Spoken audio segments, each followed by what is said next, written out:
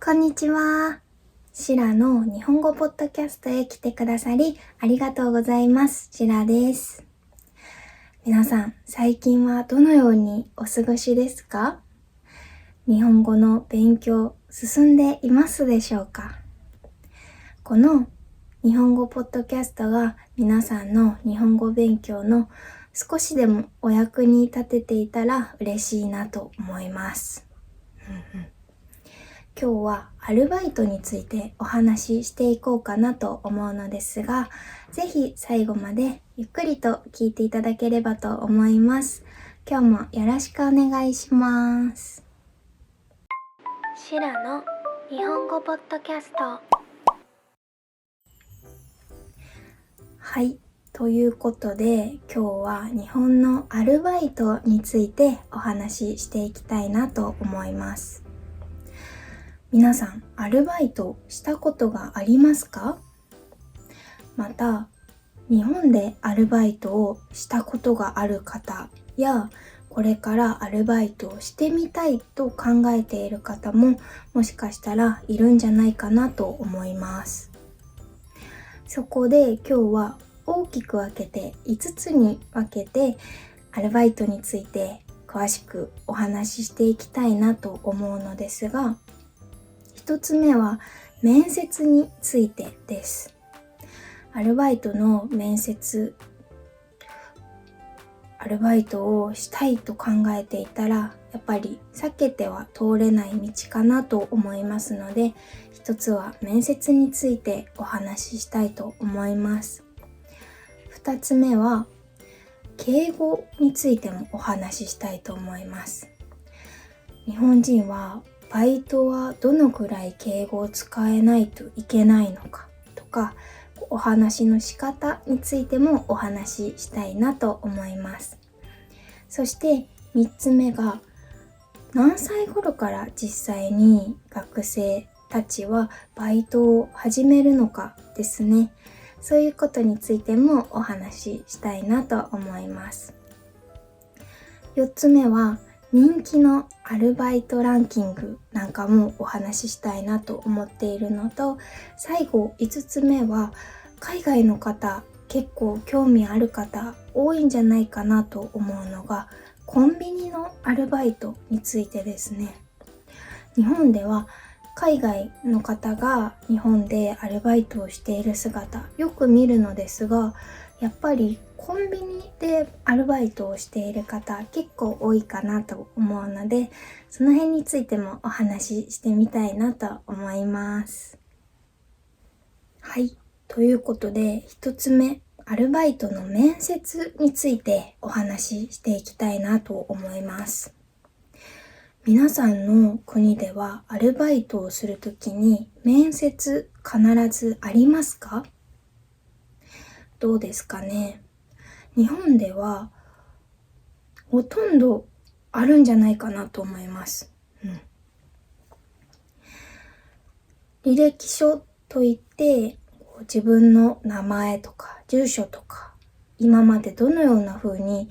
育ってきたのか、どのような学校を卒業したのかとか、どのような免許を持っているのかとか、そういう自己紹介のような紙を履歴書と言いますが、そういったものが必要となるバイト先と、そういうものは不要ですと言ってくださるバイト先があります。履歴書は必要なところが結構多いんじゃないかなと思います。そしてアルバイトの面接ですね。聞かれることはもちろんお店によっても様々なのですが、まずはどのくらい勤務ができるのか。例えば週に3回勤務に入れますとか、何時から何時働けますとか、そういったことを聞かれると思います。これは必ず聞かれることになるかなと思うのと、2つ目はいつから働けるかですね。面接が終わって、じゃあ明日から働けるのか、来週から働くことができるのか、そういうことも聞かれることが多いと思います。そして3つ目は、どのくらいの期間働けるかですね。これは1ヶ月しか働けないのか、1年2年と働くことができるのか、そういうことを聞かれる内容になります。もちろん先のことは急にね、働くことができなくなってしまうということもあるかなとは思いますが、できるだけ長く働けますというふうに言った方が分かりやすいんじゃないかなと思います。そして4つ目が、アルバイトの経験はありますかですね。これも結構聞かれることが多いかなと思います。どのくらいアルバイトを経験してきたのかとか、前にアルバイトの経験があったとしたらどのくらいの期間続いたのかとか、こういうことはやっぱり今から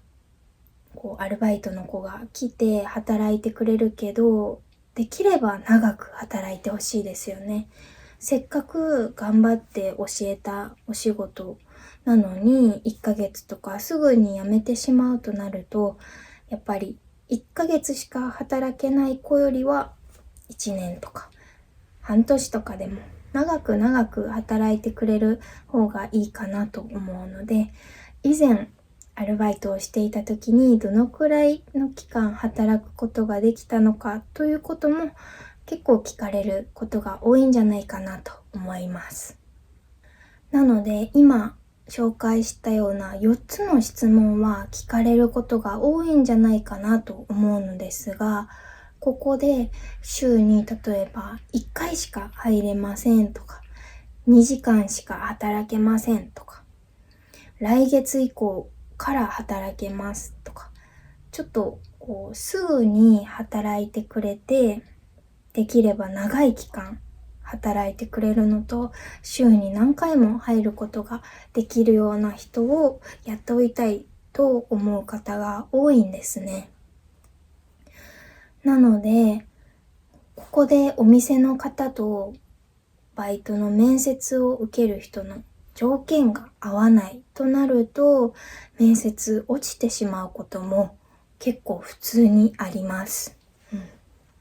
なので、アルバイトを応募して面接をしたからといって必ず合格してすぐにバイトができるというわけではないんですね。少し難しいポイントかなと思います。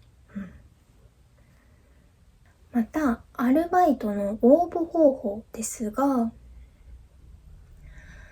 一つはお店に直接行ってアルバイトの募集していますかというふうに聞く方法と、二つ目が電話で聞く方法ですね。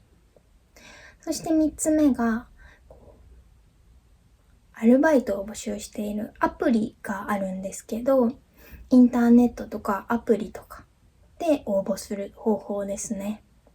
タウンワークとかタイミーとかバイトルというアプリなんかが有名なのではないかなと思います。そして2つ目ですね。敬語とかお店で使う表現についてなのですが、日本はいらっしゃいませ、ありがとうございましたとか、店員さんが使う言葉がとても丁寧で、実際にアルバイトをするとなるとできるかなとか不安に思う方ももしかしたらたくさんいらっしゃるんじゃないかなと思うのですが、これは日本人も初めは同じ気持ちなんですね。なのでそんなに心配しなくても大丈夫かなと思うのですが、何円お預かりいたしますとか、何円のお返しになりますとか、かしこまりました、いらっしゃいませ、ありがとうございましたなど、お店で使うフレーズというのはいくつかあると思うのですが、日本のアルバイトは研修期間を設けているところもたくさんあるので、そういった期間で必要な言葉遣いだったりとか、お店で働く上で覚えなくてはいけないフレーズなどは練習することができます。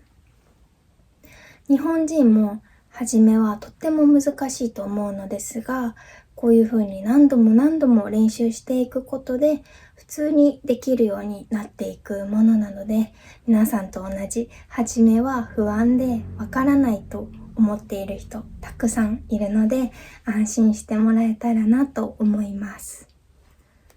そして3つ目ですね。日本人はいつからバイトをする人が多いのかについてですが、先ほど日本人も初めはどういうふうに接客としてお話ししたらいいかわからないから教えてもらう研修期間があるというふうにお話ししたと思うのですが、というのも日本人は高校生からアルバイトを始める方が結構多いです。もちろん学校の校則というもので禁止されていたり、学校の決まりでアルバイトはできないということもあるのですが、高校生からバイトを経験したことがある人結構多いと思います。初めて高校生がバイトするとなると、コンビニとか飲食店、ファーストフードのお店ですね。それこそマクドナルドとかスーパーとかカフェで働く人も多いかなと思います。高校生でバイトをするなんてとっても大変だというふうに思いませんか？私も実際に高校生の時にアルバイトを初めてしてみて、その時はあんまり何も考えていなかったのですが、今思うと高校生、学生の時からアルバイトをしてお金をもらうということをするのってとっても大変だなと思います。でも高校生でアルバイトをすることでお金を稼ぐ大変さが分かったりだとか、先輩とうまくやっていく方法、人間関係だったりとか、責任をしっかり守るだとか、あとは時間をきっちり守ることですね。毎日決められた時間にアルバイト、絶対に遅刻してはならないので、そういうふうに規則を守るということもあって、学校では学べないこと、たくさん学ぶことができる機会なんじゃないかなと思います。あとは自分のお小遣いは自分で稼ぐとか、何かしたいことがあるからアルバイトをするっていう人も結構多いかなと思うのですが、どうですか？皆さんの国では何かしたいことがあった時とか、学生でも自分で働いて自分で稼いだお金で何かしたいことをする人が多いですか？私や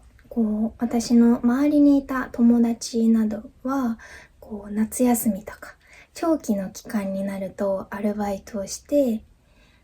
その期間にたくさん頑張って稼いだお金で友達と遊びに行くという人が多かったかなと思います。次は人気のアルバイトのランキングについてお話ししたいかなと思うのですが、どうですか？気になりますかね？私も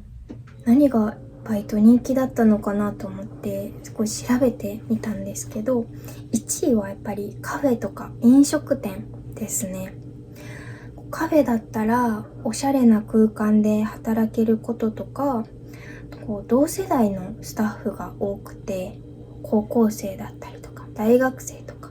年が近い人が多いということもあって、お友達とか先輩でも年が近いと仲良くなりやすいことから選ばれることが結構多いみたいです。あとは飲食店だとまかないといってご飯が出たりすることもあるので、そういったところも人気の一つなんじゃないかなと思います。また接客スキルだったりとか、誰かと一緒に働くチームワーク活動という面でも、アルバイトだけではなくて将来就職するとき、お仕事をするときですね、そういった時にそういうアルバイトで得た経験が活かせることができたりとか、就職する時にアルバイトでこういうような経験があったので、社会人になってもこういうふうに活かしていきたいと思いますなど、面接の時でもアルバイトの経験を活かして自分の長所をアピールすることができるんですね。なので飲食店でお仕事をする方、接客業をする方、結構多いんじゃないかなと思います。そして2位が塾講師、家庭教師でした。これの一番のメリットは時給が高いみたいです。飲食店は場所にもよりますが、時給はそれほど高くないイメージで、その飲食店とかに比べて塾講師、家庭教師っていうのは少しは勉強ができないといけないというのもあったりして、時給が高いみたいですね。なので同じ時間働くとなっても時給がいいと効率よく働くことができますよね。なのでそういう学生にすごく人気みたいです。そして3つ目がリゾートバイトでした。リゾートバイト聞いたことありますかね？観光地やスキー場などに行って住み込みで働くスタイルです。なのでお家から通うことはできなくて、がっつりそのバイト先で住みながらお仕事をするというようなアルバイトになります。このアルバイトのメリットは食費や光熱費が無料ということが多くて、宿泊費も安かったりだとか不要だったりすることも結構多いんですね。なので短期間でギュッとたくさんお金を稼ぎたいという人はリゾートバイトする人も結構多くて、特に大学生など長期期間がしっかりある大学生の方にすごく人気のアルバイトになっています。そして4つ目が軽作業、イベントスタッフですね。これは単発とか短期といって1日だけ働くことができたりとか、1週間だけ働くことができたりとか、そういう風なバイトになっています。例えば軽作業というとクリスマスの時期とかケーキたくさん作らないといけなかったりとか、ケーキを売っているお店たくさんありますよね。クリスマスの時期になると日本の人はケーキを買うことがとっても多くなるのですが、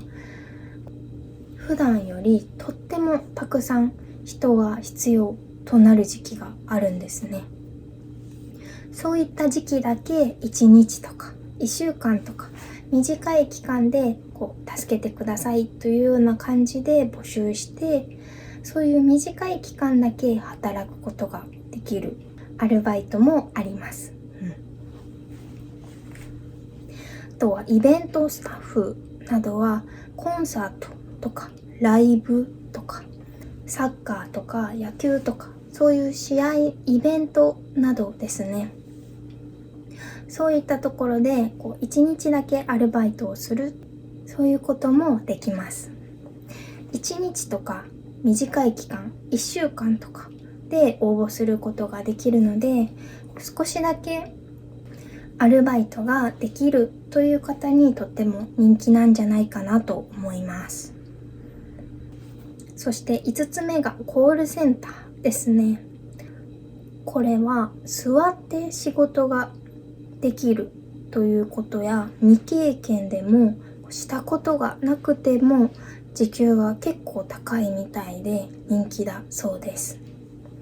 飲食店とか接客業だとどうしてもずっと立っていたりだとか、商品を運んだりとかで結構運動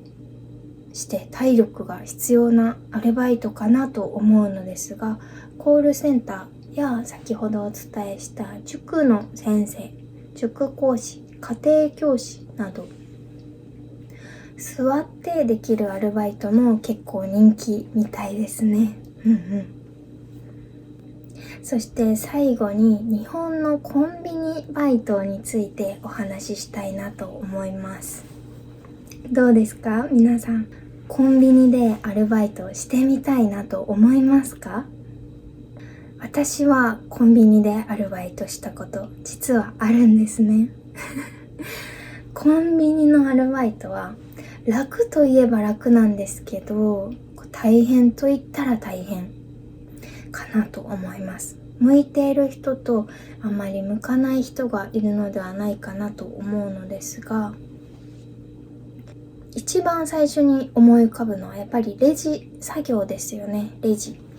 ピッピッと商品をスキャンして袋に入れて渡すということが一番の主な作業なのではないかなと思うのですが、実はレジだけではなくて、レジの横とかに揚げ物の商品とか肉まんとか置いているのを見たことがある方もいるんじゃないかなと思うのですが、そういった商品を作るのもコンビニの店員のお仕事になります。なので揚げ物を作ったりだとか、商品がトラックで運ばれてくるので、その商品を一つずつどこにあるのか探してきれいに並べたりだとか、お客さんがお店に入ってきた時にきれいなコンビニだねと思ってもらえるように、常に一番前にすぐ手に取れるところに商品があるようにきれいに整理整頓したりする作業も必要なんですね。あとは宅急便などもコンビニから送ることができたり、逆に受け取ることもできるんですね。なのでそういう対応だったりとか、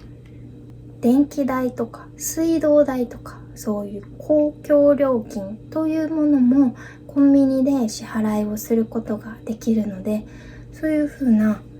対応だったりとか実はいろいろあるんですね。コンビニでは一番くじとかイベントがやっていることも多かったりだとか、どんどん新しい決済方法が増えましたとか、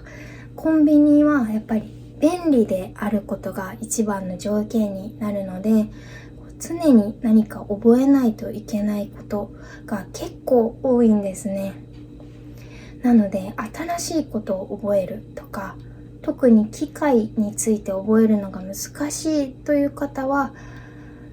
ちょっと厳しいかもしれないかなと思うのですが、私も機械とかそんなに得意ではなくて、新しいことどんどん覚えるのもあんまり得意ではないけど、なんとかできていたので、そこまで身構える必要はないんじゃないかなと思うのですがどうですかね皆さん、機械とか苦手ですか？また駅の近くにあるコンビニなどでは、電車が駅の近くに止まった時にみんなバーッと電車からその駅に降りますよね。そこからお家とかどこか目的地に行く前にコンビニに行くという方も結構多いので、駅の近くにあるコンビニはバーッと人が来て忙しい時間と少し楽になる時間という風に分かれるんじゃないかなと思います。暇な時間があることは少し休憩というかね、気持ちが楽になる時間かなと思うのですが、反対にすっごく忙しくなる時間もあるっていうので、駅前のコンビニは結構大変なんじゃないかなと思います。特に朝働くことになったりとかすると、電車に乗る前に急いでコーヒーを買いたいとか、お昼ご飯を買いたいとか、朝はやっぱり時間に余裕がない方が結構多いので、早く対応することを求められたりすることも結構あるんじゃないかなと思います。はい、ということで今日は日本のアルバイトについてお話ししてみました。いかがだったでしょうか。人気のアルバイトランキングだったりとか、コンビニのアルバイトについて実体験も元にお話ししてみたのですが、